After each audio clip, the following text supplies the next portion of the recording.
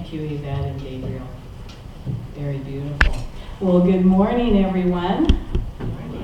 We are here today in the process of beginning our week-long celebration of 4th of July.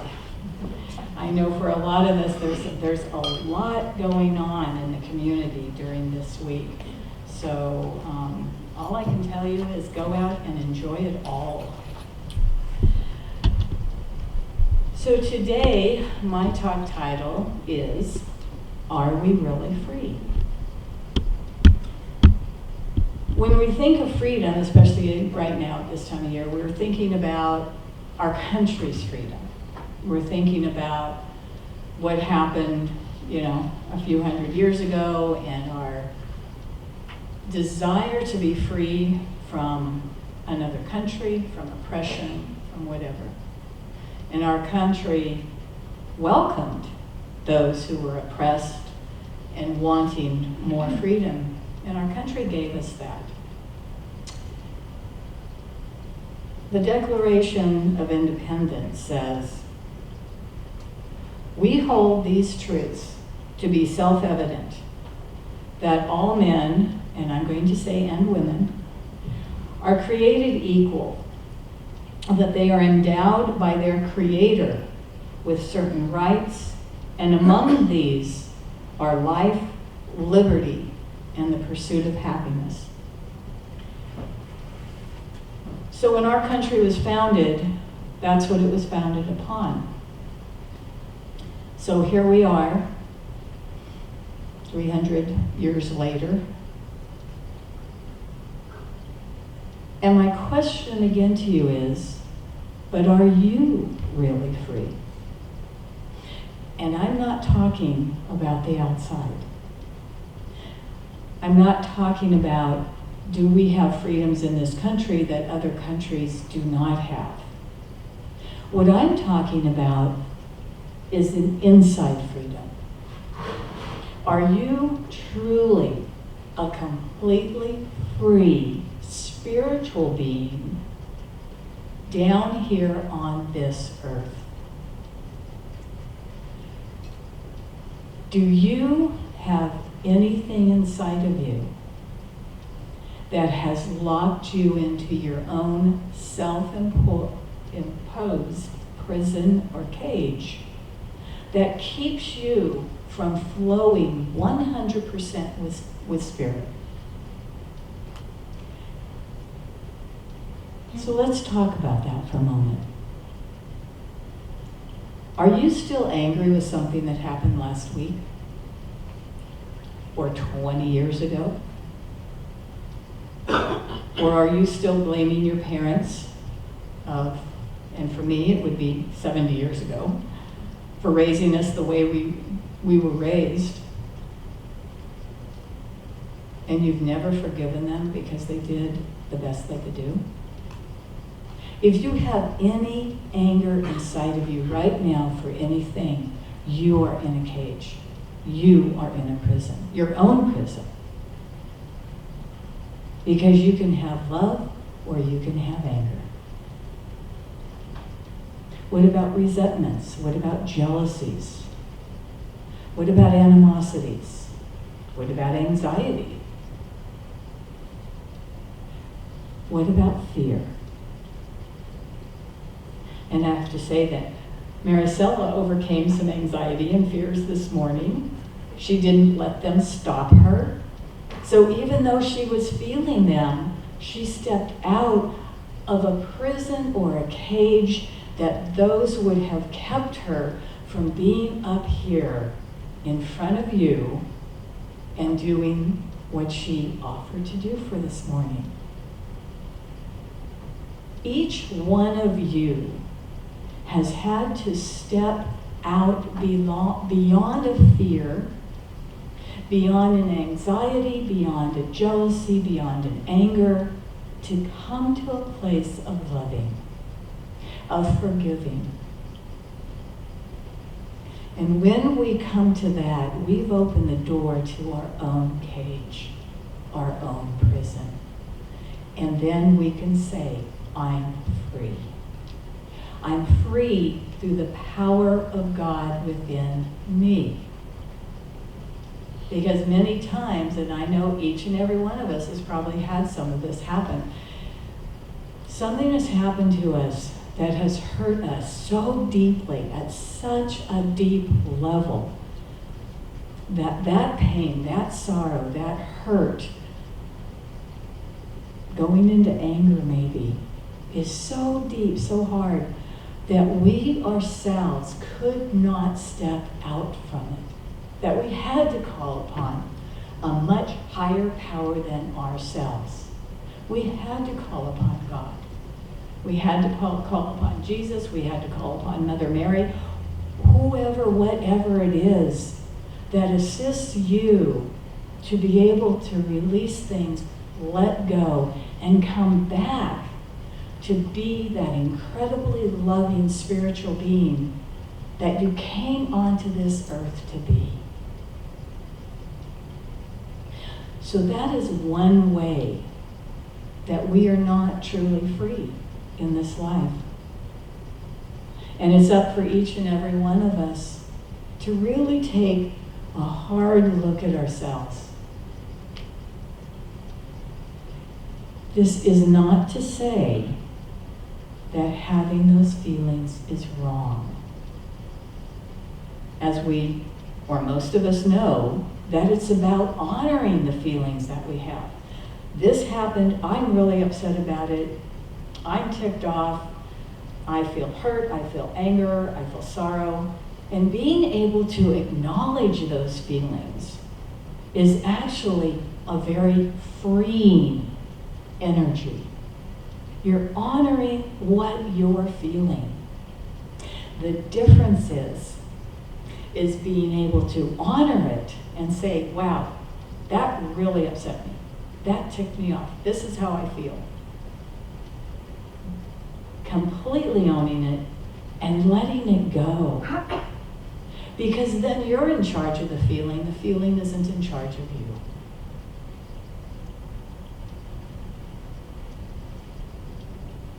So how many of you are still holding on to that right at this moment?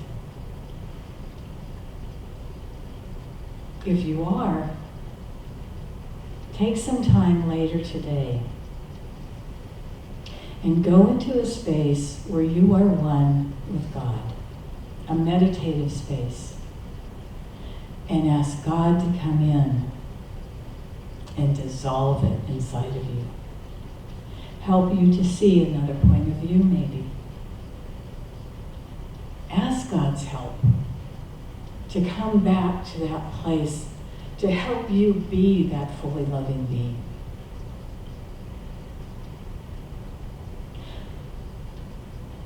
So this is one of the ways that we are not free.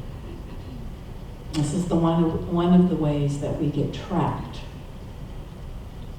and that we put ourselves into our own prison. But there's other ways that we're not free. And these are some things that have come to me over the last 2 to 3 weeks in doing a course that I'm doing. And we're looking at our belief systems. Many of us can deal with our feelings, dissolving them, coming back to love. But another way that we are entrapped on this third dimensional plane are belief systems. And as I was writing down my belief systems one day, I realized that I got to 157 and I could have still kept going. But I decided that was enough to work on right now. And if you really think about belief systems, how many of you watch TV? And I don't want a show of hands. I just want you to think about it. How many of you watch TV? Do you know that every single commercial on TV is spouting a belief system? How many of you go to movies and watch movies? They're all spouting belief systems. So here's a belief. I only got 4 hours sleep last night. I'm supposed to have 8. I'm going to be absolutely exhausted by this afternoon.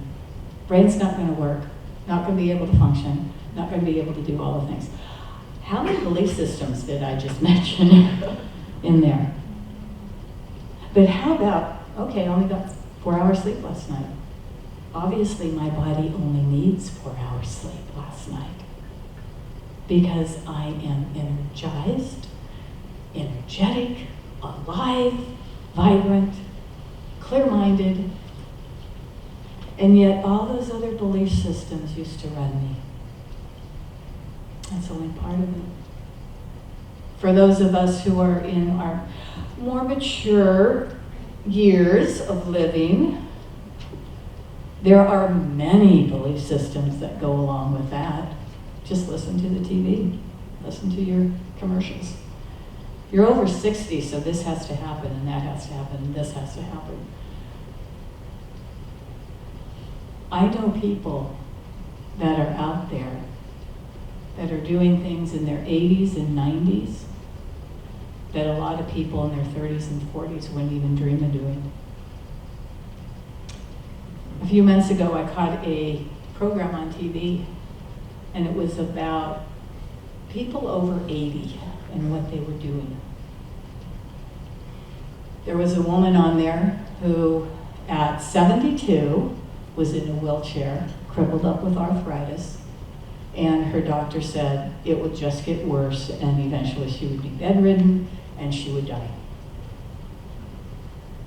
Somebody came into the nursing home she was in and started to do chair yoga. And she became a part of doing chair yoga. On this program, she was 92, completely obviously out of the wheelchair, walking on her own, teaching yoga classes. And when they had her do a yoga stance, 92, she puts her arms on the floor and raises her legs. She is straight up and down with just on her arms. But at 72, she couldn't get out of a wheelchair. Total belief system. Total belief system, but she didn't buy into it.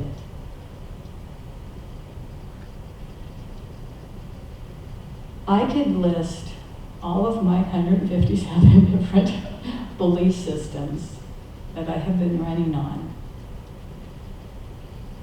But the moment we get an ache or a pain, how many of us, especially those of us in the mature level, say, oh my God, I might be coming down with arthritis.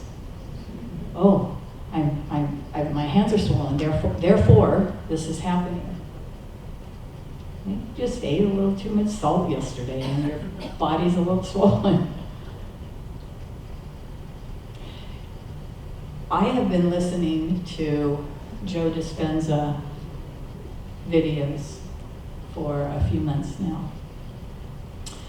And in his advanced workshops, he is taking people that have had diabetes for years, and they have been healed of diabetes. They've been healed of stage 4 cancer. They have been healed of Parkinson's disease. They've been healed of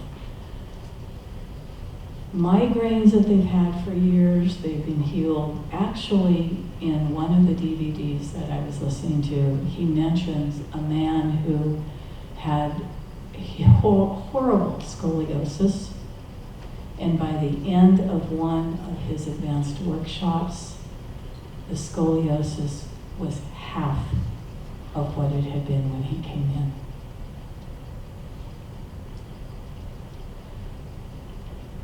If you want to sit down at some time and write through some of your own personal belief systems and really take a hard look at it, you can start first thing in the morning. As you get out of bed and you're feeling tired or you have a few joints that hurt, pay attention to your thoughts. Pay attention to what it is that you're thinking at that moment and saying about yourself. Now, we in Unity, there are those that have been in Unity for a while, we know that using the I am statement locks an energy further in to your physical body and your energetic field. So what are you saying using your I am statements for first thing in the morning? You get out of bed, you're tired. Oh, I'm so tired today. That's an I am statement. But it's not really a truth, because the I am of you can never be tired. It can never be sick. It can never be anything other than pure health, pure love, pure light. Your physical body may be feeling things. But even making the statement, wow, my body is so tired today, is even a belief system. Because at that moment, the body may be feeling tired, but as soon as you get up and out of bed, there might be energy moving through that body where the body comes alive and awake.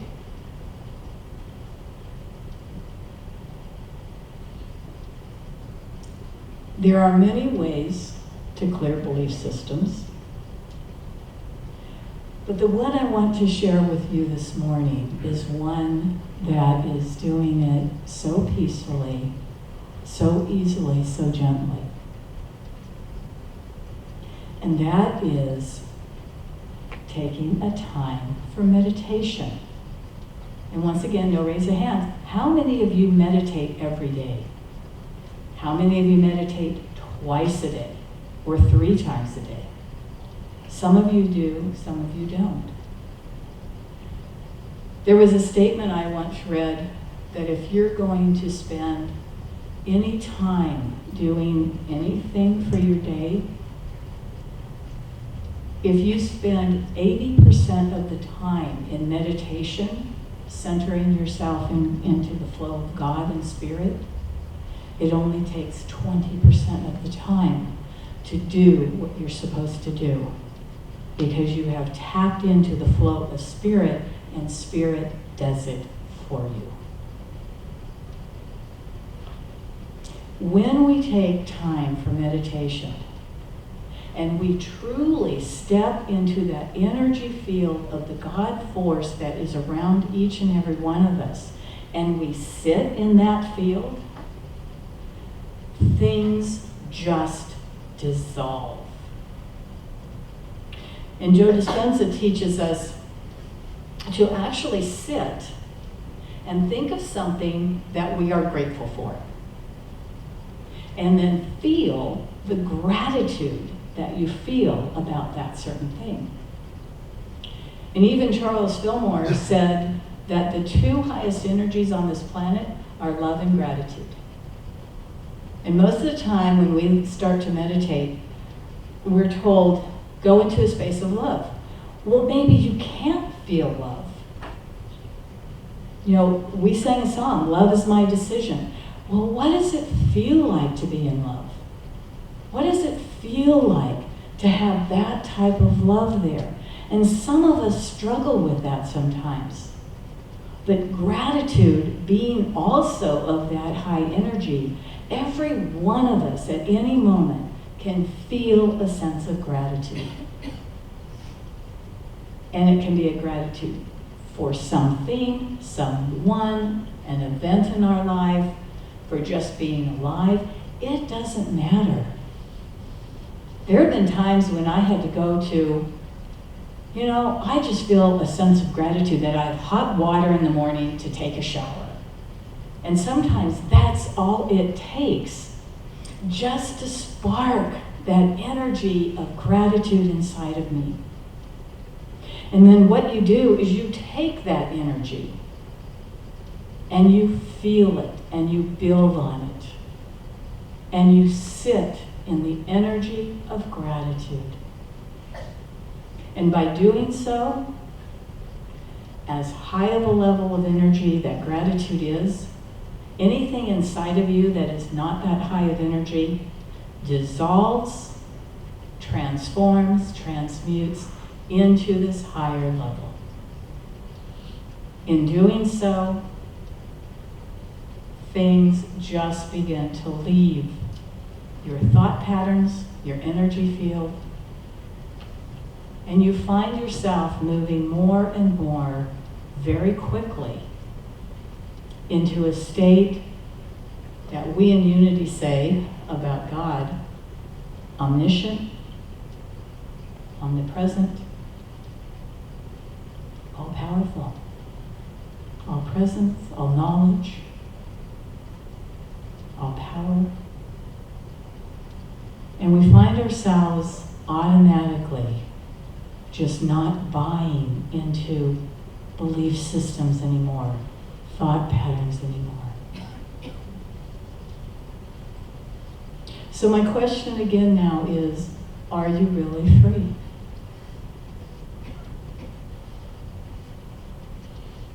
And my answer to you is, you can be. There is a way that you can be free. So I'd like us to do a quick meditation this morning. So if you just close your eyes for just a second, we're going to do what I just explained.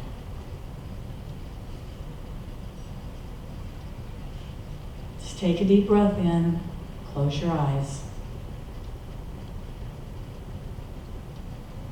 And I want you to think of someone, something that you are grateful for.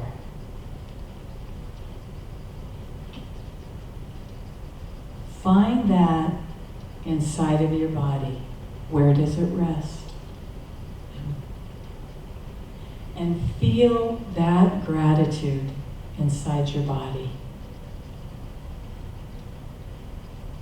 As you gently breathe in and out, just feel the gratitude inside of you, wherever it is, and extend it out to your own personal energy field.